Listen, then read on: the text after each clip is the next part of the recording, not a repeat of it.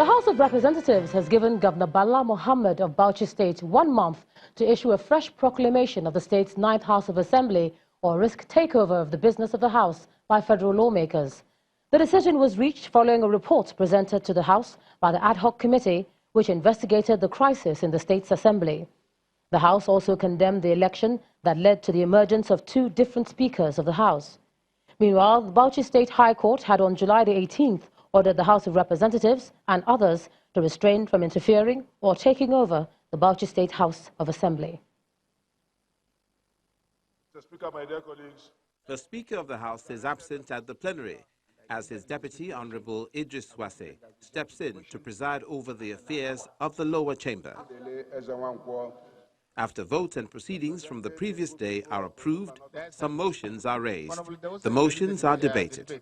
And then the ad hoc committee, which investigated the crisis in the Bauchi State House of Assembly, presents its findings to the committee of the whole. We restricted ourselves only to investigation of what led to the crisis to happen. So we did not make any attempt to reconcile the 2 factions. The recommendations of the committee are: condemn the unfortunate incident that led to the purported elections of 2 different members-elect as speakers of the 9th Bauchi State House of Assembly, urge the executive governor of Bauchi State, in the interest and well-being of the people of Bauchi State, to withdraw the letters of proclamation of 17th June 2019 and 20th June 2019 and reissue a new proclamation for the 9th Bauchi State House of Assembly. Notify the Bauchi State government that failure to comply with prayer 2 above within a period of 1 month, the House of Representatives shall invoke the provisions of Section 11 of the Constitution of the Federal Republic of Nigeria, 1999, as amended. Yes, the courts have set it aside. And then the Deputy Minority Leader of the House raises a point of order to step down the report, but is ruled out. As a matter of fact, the one that has been done in Edo State has been also been suspended by the courts. Let us not go for a repeat performance. Let us allow these people to have these matters to be tested in court. Recall, in the same house here, when the court gave an order for us not to suspend our colleague in this particular house, and which you are a member, we said by the Constitution, which guaranteed us to regulate ourselves, we cannot obey the court order. And that stood, and we went ahead to do what we did. In the light of that, our rules were out of order. The House adopts the recommendations of the committee and resolves to transmit its resolutions to the upper legislative chamber for concurrence of the Senate. To security matters now, 3 persons have been abducted by gunmen in Ogun State. The police authorities in Ogun State say the victims were on their way to Ibadan from Lagos when they were abducted in a portion of the Lagos-Ibadan Expressway on Tuesday evening.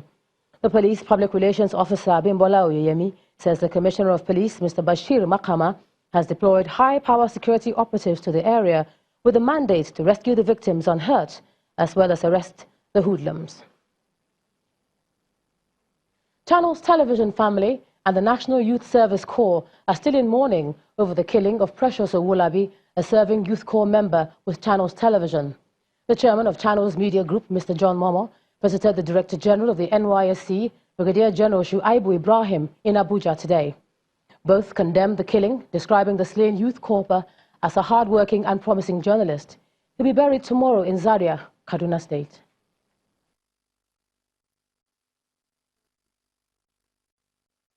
We have lost this young man, a budding, upcoming journalist, somebody who was very diligent in his work, took his job very seriously. And we just thought, you know, there was the need for us to come and see you and let you know that our prayers and thoughts are with the families of this young man and with the NYSC. And would like to thank you for all the support, you know, that you have given, and to pray that, you know, that this doesn't happen again. And we know that you are very concerned about every copper around, and that's the same mantra that we pursue in Channels TV. His death was quite shocking to us, and I pray that the Lord will grant him eternal rest, and so that other corps members also learn from what has happened, and so spur them for greater service to our country. So on this note, thank you, and quite appreciate your effort, the role played by your correspondents in Abuja. You were with us in the mortuary throughout yesterday. They accompanied the corpse to Zaria, and the burial will be coming up on Thursday. I hope to be in Kaduna to see the family on Friday and condole them. Meanwhile, Channels television staff in Abuja held a candlelight service in honor of Precious Owolabi today. Channels Television's controller of programs, Mr. Ambrose Oko, says the death of Precious Owolabi has dealt a heavy blow to the entire Channels family and prayed for his family to be comforted in this time of sorrow. Our correspondent, Kayla Megwa, has more. With my soul, it is well, it is well with my soul. Barely 3 months to the end of his service year at Channels Television, the life of Precious Owolabi was tragically cut short by a stray bullet during the police-Shiite clash on the 22nd of July 2019. Staff of Channels Television at the Abuja office hold a candlelight service in his honor. It is well with my soul. We find comfort in the memories we shared and the lessons we learned from you. You were a good person to work with, always willing to help and assist us in the best way that you could. We have actually lost someone. Our heart is heavy. There is nothing we can really say that will bring him back again. The pastor of the Dominion City Church in Asokoro urges everyone present to live impactful lives, as Precious did. What God has given you to do and the life He has given you on earth, what have you done with it? Precious is gone. Words of encouragement will come. Anytime I go for funerals or I go for occasions like this, what I tell the people is I will not preach about the death. I will rather talk about us the living. The controller of programs for Channels Television encouraged the team to be strong as they mourn his loss. I have known the young man for just 2 weeks, and he has conducted himself very well as a reporter, a journalist, and a youth corper. We are greatly proud of him. It's just that the unfortunate happened. He was quite diligent in his work, always willing to go, even when there was no need for him to join the crew. He would volunteer to join them. Precious Owolabi had in his time at Channels Television developed an exceptional work ethic. His colleagues describe him as a kind and very hard-working young man with dreams of being an ace reporter and filmmaker. Dreams which have been cut short at the age of 21. Kayla Magwa, Channels Television News. Precious will be buried in Kaduna tomorrow, and may his soul rest in perfect peace. From there, we move on to business. Here's Anne Waldo.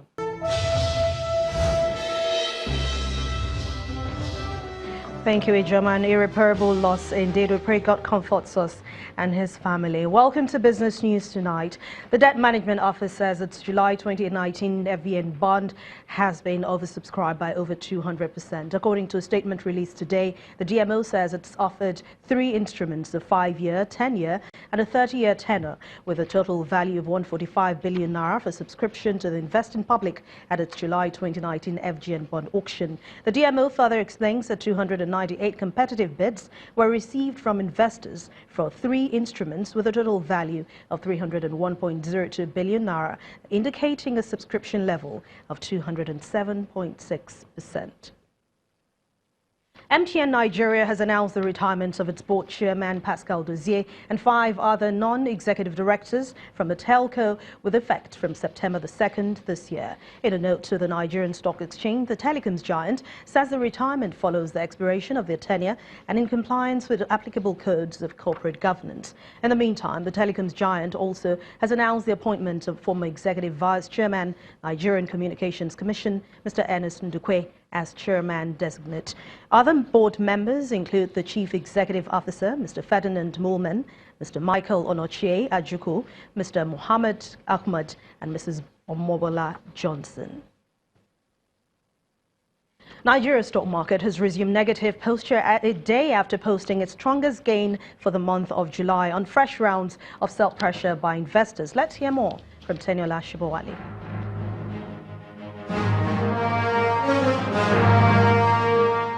Hello and welcome to the Stock Market Report. The strong rebound recorded in Tuesday's session at the Stock Exchange could not be sustained today as investors took advantage of previous gains from high-value equities. The market's main index fell by 0.20%, while total value of listed equities dropped by 27 billion naira after renewed sell pressure hit key components of the banking and industrial goods sector. Total volume of shares traded was slightly higher compared to Tuesday's session as over 157 million equities worth 2.52 billion naira changed hands in more than 3,200 transactions. Unity Bank is top on the list of 16 losers, while a 9.38% drop in the share price. Japan leads 14 other gainers up by 10%, while the trio of GT Bank, UBA and Zenith Bank are major volume drivers for Wednesday. And that's the Stock Market Report. I'm Teniola Shibowali.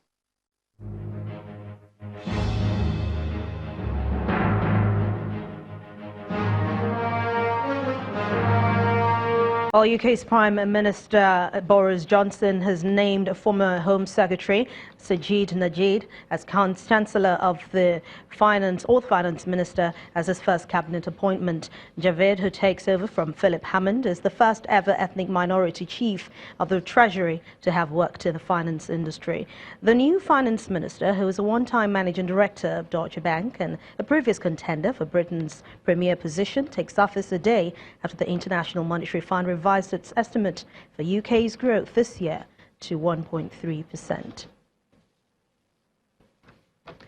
And Kenya Central Bank today has held its benchmark lending rate at 9%, with the Monetary Policy Committee saying inflation expectations were within the inflation expectation and target range, and the economy was operating close to its potential. It's the first Monetary Policy Committee meeting since Governor Patrick Njoroge was given a second four-year term in office, and the sixth in a row that the regulator was held in the lending rate. A poll of 15 analysts and economists taken last week showed the rate was expected to be left unchanged. Thanks for watching Business News Tonight. I'm Anne Nwado.